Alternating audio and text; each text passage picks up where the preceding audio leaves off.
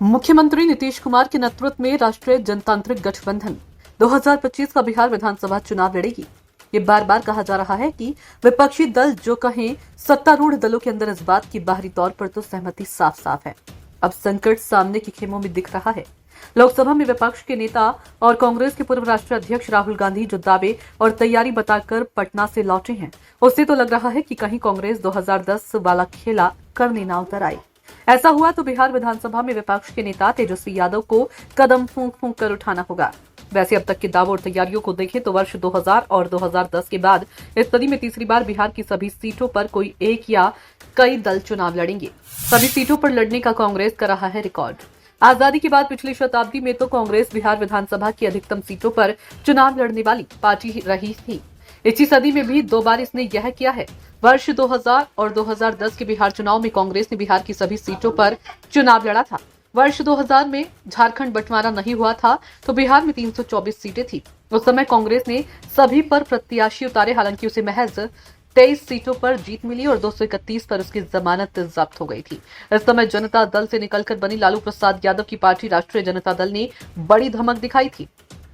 राजद ने 293 सीटों पर प्रत्याशी दिए थे, जिनमें से 124 ने जीत दर्ज की थी। तो वहीं झारखंड बंटवारे के बाद अब तक एक ही बार 2010 में बिहार की सभी सीटों पर किसी दल ने प्रत्याशी उतारे और वह भी कांग्रेस ही थी।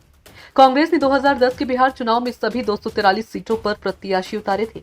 इस चुनाव में कांग्रेस की हिम्मत को जनता ने हिमाकत करार दिया। कांग्रेस के महज 4 विधायक बने और 216 की जमानत जब्त हो गई थी।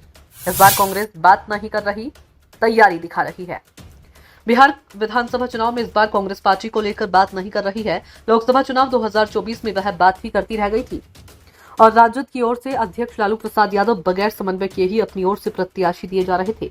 बाद में सीटों पर कांग्रेस को समझौता करना पड़ा। इस बार कांग्रेस ने बिहार चुनाव की तैयारी शायद महागठबंधन के दलों में सबसे पहले शुरू की है। कांग्रेस ने बिहार प्रदेश का प्रभारी बदला, फिर बिहार प्रदेश का अध्यक्ष भी दलित विधायक राजेश नाम को बना दिया। राहुल गांधी लगातार बिहार दौरे पर आ रही हैं। इस बार तो उन्होंने राजद का नाम लिए बगैर उसके कोर वोटरों, पिछड़ा, अति पिछड़ा और गरीब गुरबा को अपने साथ जोड़ने की पूरी योजना बता दी। योजना बताने से पहले बिहार कांग्रेस में भारी संख्या में पिछड़ी जातियों के जिला अध्यक्षों को कमान भी सौंपी गई। कांग्रेस का फैसला बाकी, इन 2 दलों ने कर दिया ऐलान। बिहार की सभी 243 सीटों पर कांग्रेस प्रत्याशी उतारेगी या दबाव बनाकर राजद से सीटें हासिल करेगी, ये फैसला सामने आना बाकी है। जो परिस्थितियां बन रही है उनमें तेजस्वी यादव और लालू प्रसाद यादव को कांग्रेस से बात करने के लिए उतरना ही पड़ेगा। ऐसा होना है या नहीं, ये तो वक्त बताएगा।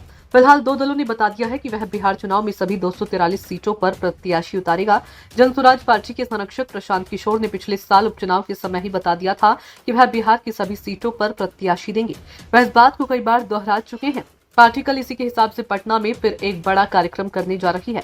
इन तैयारियों के बीच चौंकाते हुए भारतीय पुलिस सेवा से इस्तीफा देने वाले बिहार में सिंघम के नाम से मशहूर शिवदीप वामनराव लांडे ने हिंदसेना पार्टी का गठन करते हुए सभी पार्टी पर प्रत्याशी उतारने का ऐलान कर दिया है। ब्यूरो रिपोर्ट, नई दिल्ली।